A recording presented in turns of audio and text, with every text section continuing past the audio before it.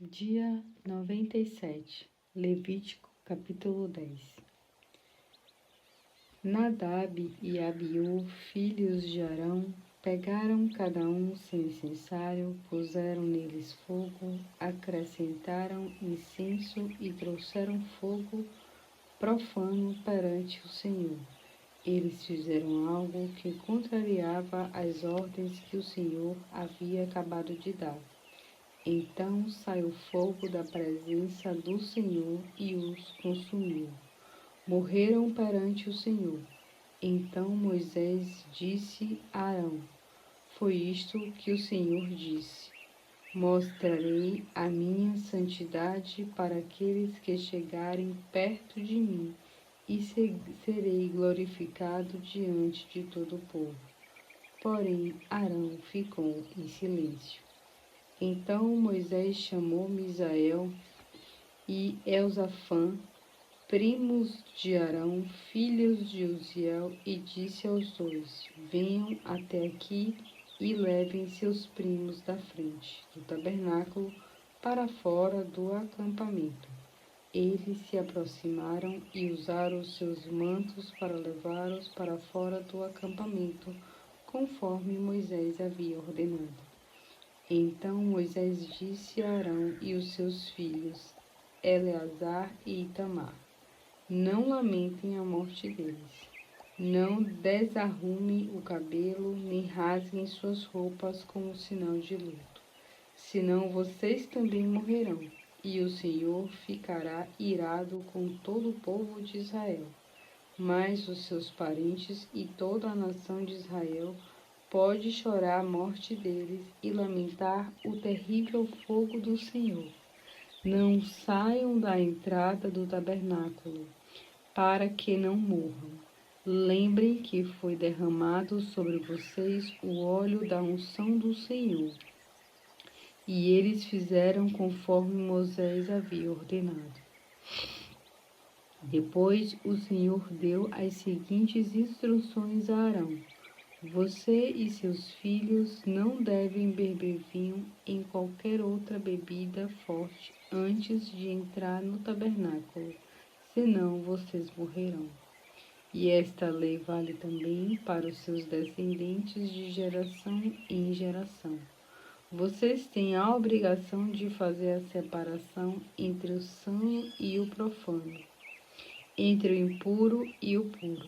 Vocês têm a responsabilidade de ensinar ao povo de Israel todas as leis dadas pelo Senhor por meio de Moisés. Então Moisés disse a Arão e os seus filhos que ficaram vivos, Eleazar e Itamar: Comam a oferta de cereais que sobrou das ofertas queimadas ao Senhor. Comam essas ofertas sem fermento junto ao altar, pois é coisa muito sagrada. Comam os pães no lugar sagrado, pois é a parte das ofertas queimadas ao Senhor que cabe a você e aos seus filhos. Essa ordem que recebi do Senhor. Quanto ao peito apresentado ao Senhor com movimentos rituais apropriados e a coxa da oferta, você, seus filhos e suas filhas poderão comer num lugar cerimonialmente limpo. Essas partes dos sacrifícios foram dadas a vocês e seus filhos como parte da oferta de paz dos israelitas. A coxa ofertada e o peito apresentado com movimentos rituais apropriados devem ser trazidos junto com as porções da gordura das ofertas preparadas no fogo.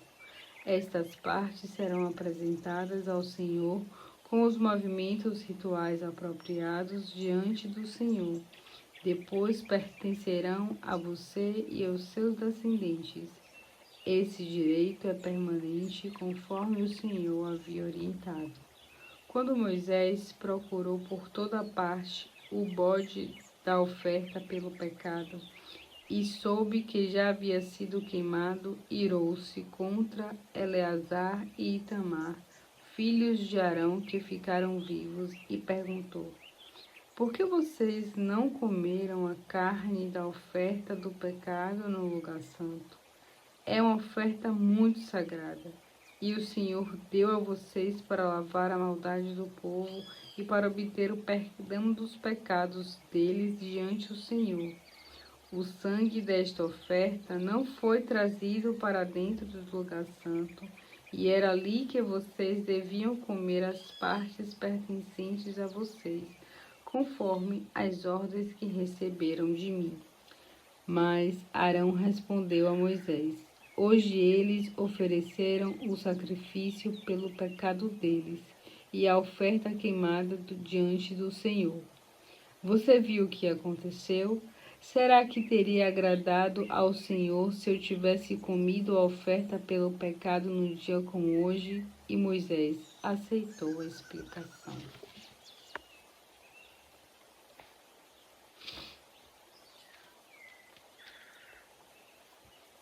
Salmos capítulo 11. O Senhor é o meu lugar seguro, onde me escondo. Por que então vocês vêm me dizer, fuja para as montanhas como um pássaro, lá você ficará em segurança? Por toda parte, os homens que não temem a Deus preparam seus arcos, colocam as flechas contra as cordas e das sombras procuram atingir as pessoas honestas e justas.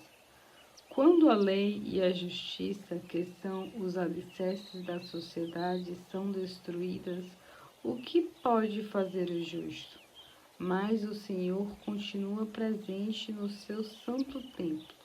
O Senhor tem o seu trono nos céus.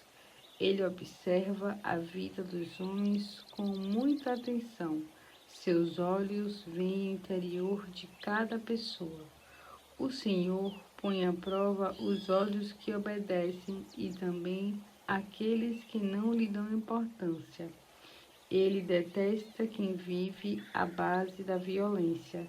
Ele castigará os maus com chuva de fogo e enxofre. Ele castiga a maldade dessa gente com o vento que queima como fogo. O Senhor ama a justiça porque ele é justo. Quem obedece do coração a sua lei viverá na sua presença. Salmos capítulo 12. Salve-nos, Senhor. Os homens fiéis estão desesperados. Depressa, é impossível achar um homem sincero entre o povo. Todos mentem ao seu próximo. Eles têm lábios traiçoeiros e coração fingido. O Senhor há de acabar com esses bajuladores e arrogantes, que dizem, com a nossa boa conversa conseguimos realizar todos os nossos planos. Além do mais, somos donos de nossa boca. Ninguém pode controlar nossas palavras. Eu entrarei em ação para acabar com a exploração dos pobres e com o sofrimento dos necessitados. Darei segurança a todos que desejam fortemente a minha salvação, diz o Senhor. As promessas do Senhor são dignas de confiança. Suas palavras são puras como a prata refinada 7 vezes no forno. Sim, Senhor, temos certeza de que nos salvará dos perversos. O Senhor nos protegerá para sempre. Os maus andam por toda parte, porque a falta de caráter é considerada uma virtude entre os homens.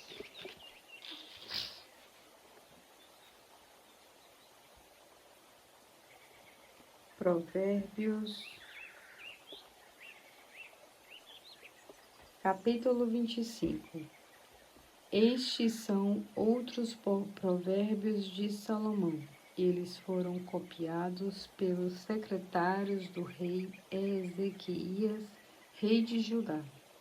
O ministério que Deus não revelou ao homem mostra sua glória, mas a glória dos reis está em descobri-los.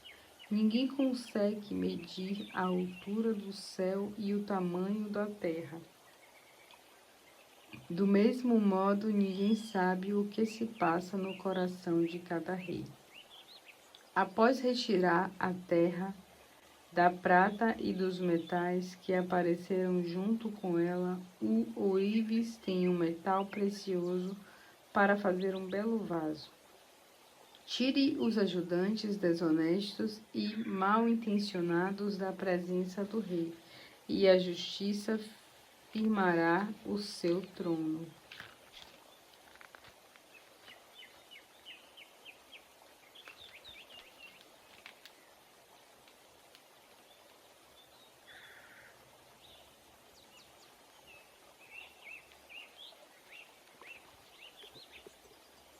Nunca pense em si mesmo como uma pessoa muito importante, nem procure um lugar de honra junto ao rei. É melhor receber um convite do rei para ter um lugar de honra do que ter de sair de seu lugar e ser humilhado diante outras autoridades.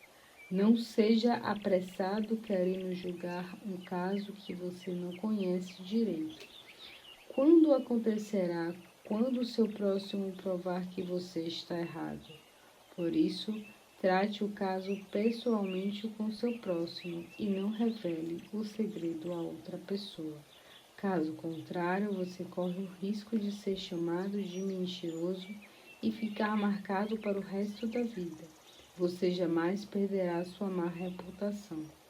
Um bom conselho dado na hora certa é como uma bandeja de prata coberta de maçãs de ouro. A representação dada como sabedoria é como um brinco de ouro, uma joia de ouro puro, para quem se dispõe a ouvir a repreensão. Como o frescor da neve em dia de verão é o mensageiro da confiança para aqueles que o enviam. Ele reanima o espírito dos seus senhores. Um homem que vive contando vantagens sobre boas ações que nunca pratica é como uma nuvem que passa sobre o deserto e não deixa cair uma gota de chuva. Seja paciente, você persuadirá o príncipe. Fale sempre com delicadeza, pois assim você pode vencer todas as dificuldades. Você gosta de mel? Coma um pouco de cada vez para que não fique enjoado e acabe vomitando. Não exagere nas visitas a seu vizinho para que ele não se canse de você e acabe ficando com raiva de você. Contar mentira sobre outra pessoa faz tanto mal quanto bater-lhe com um porrete, com uma espada ou com uma flecha bem aguda. Confiar em um homem que não merece confiança na hora da dificuldade é como mastigar com dor de dente a apostar corrida com o pé quebrado. Cantar canções alegres para uma pessoa triste é como tirar o casaco num dia muito frio ou jogar vinagre numa ferida aberta. Se o seu inimigo estiver com fome, dê-lhe algo para comer. Se estiver com sede, dê-lhe algo para beber. Fazendo isso, você amontoará brasas vivas sobre a cabeça dele, e o Senhor dará a você a recompensa. Como o vento norte traz chuva, assim uma resposta atrevida sempre deixa uma pessoa com raiva.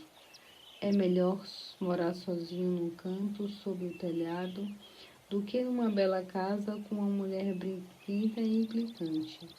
Boas notícias chegadas de um país distante são bem-vindas como um copo de água fresco para uma garganta sedenta. O homem justo que concorda em fazer maldade junto com o perverso é como uma fonte poluída ou um poço cheio de lama. Comer muito mel faz mal ao corpo. Esforça-se para mostrar aos outros como somos importantes. Faz mal ao nosso espírito. Um homem que não sabe controlar as suas emoções e vontades é como uma cidade com seus muros derrubados.